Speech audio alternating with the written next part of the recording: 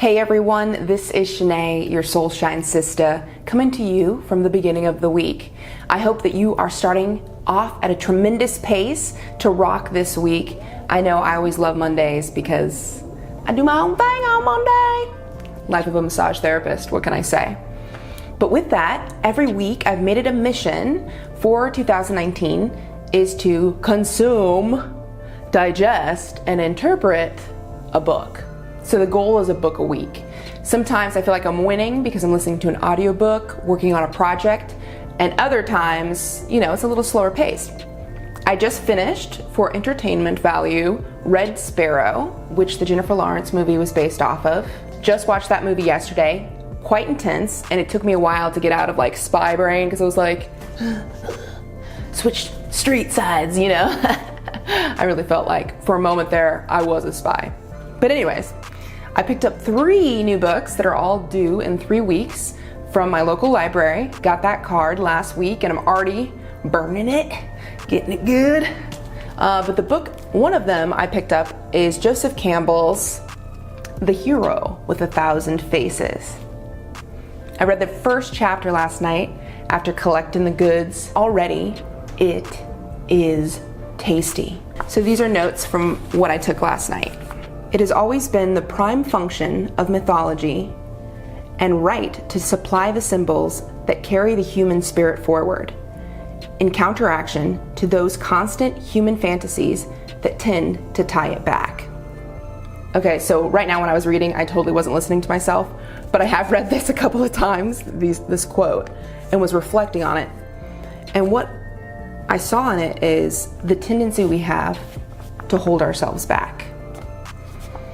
What's up with that? What's the deal? The whole thing with The Hero with 1,000 Faces is about emerging into adulthood, what that means to mature. In a culture like ours where youth is worshipped, and especially a generation like the one I'm from, a millennial, delayed adulthood, to say the least, I could really resonate with this. Why?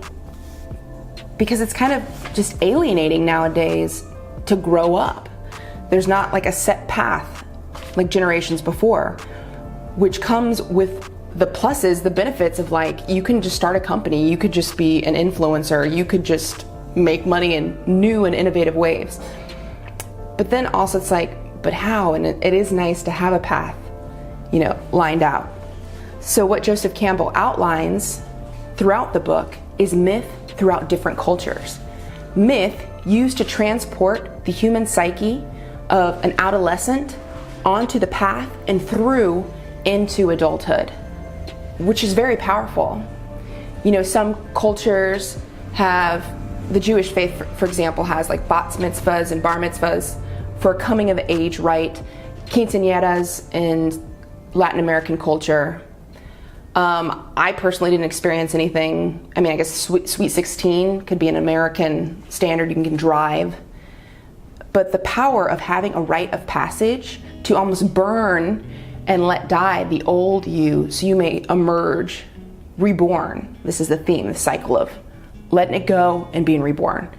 And if you are one of those steady people who have followed me through my escape route of Phoenix Rising, I have scorched so many social media accounts, YouTube channels, and just start again. Let's just be new. Who am I gonna be?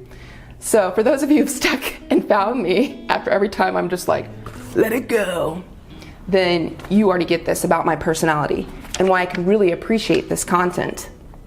We remain fixated to the unexercised images of our infancy, and hence disinclined to the necessary passages of our adulthood.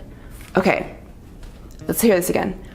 We remain fixated to the unexorcised. It says exercised, like working out, but to me, I almost interpreted this as exorcised, like what a priest would do to get the demons out. Well, these fixated images of just being a little sweetie baby, we're holding on to them. That comfort, security of not taking risks and staying close to your mother's bosom. In some ways, I can really relate with this. And hence, disinclined to the necessary passages of our adulthood. Then another point that I wrote down, or at least a quote, is the hero is the man of self-achieved submission. I found this powerful. Even though he didn't do it here, Joseph Campbell is pretty good about going back and including women in his talk of the hero's journey, and he describes this as a process that everyone goes through. And that's why myth throughout cultures around the world have a universal element. And it is to get us through life. So the hero is the man of self-achieved submission. And to me, I can relate to this as well. Submission to spirit, to the call of life, that thing inside of you, those gifts that pull you forth. I relate to this. That's why I'm here. That's why I've showed up in most places I've been. I just followed the call. I took the leap.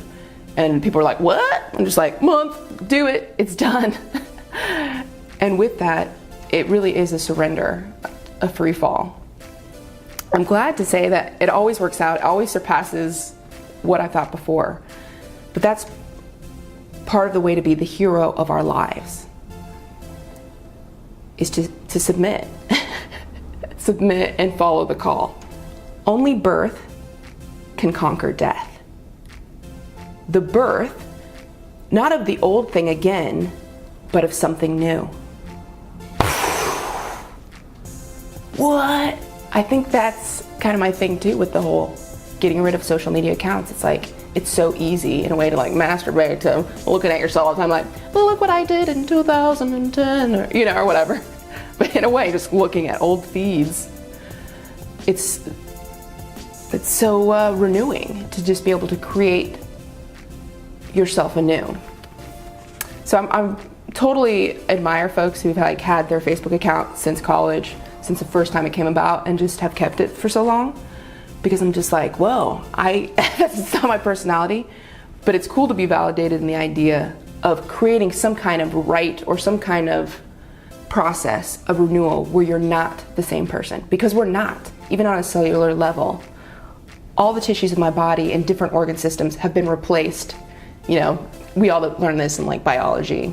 Everything has its whole process of 3 months, you have a completely new kidney or something. I have to look that up, but you know what I mean.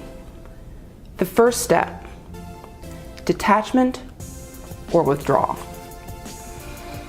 So, I don't know if this completely captures chapter 1, but these were points that I found important to reflect on. So there's my notes from it. But first step is detachment and withdrawal. And I totally see this in terms of the system we find ourselves in. There's some amount of, I always call it my hermitage. I guess hermitude, is that a word? This point of withdrawing within and creating space so you can say like, what do I really want? Also, what really pisses me off and what do I really don't want and I have aversion towards? Because that's important too. To know like, yeah, I don't like those people. And I don't like to be, talked to a certain way. And I do like to be loved a certain way. So having personal reflection without music, without YouTube, I love it, or Netflix. It's been very powerful in just being like, whoa, that's who you are, girl? Okay, I see it. I see you. It's good stuff. It's like, that's good stuff. Okay, so this is the first chapter of the book I'm working on this week. And I hope that you're finding a path for your week and you're finding some intention for your week to just work it out and become the person that the little you always wanted to be. Well, peace, love, and soul shine. I'm Shanae, your soul shine sister. Bye-bye.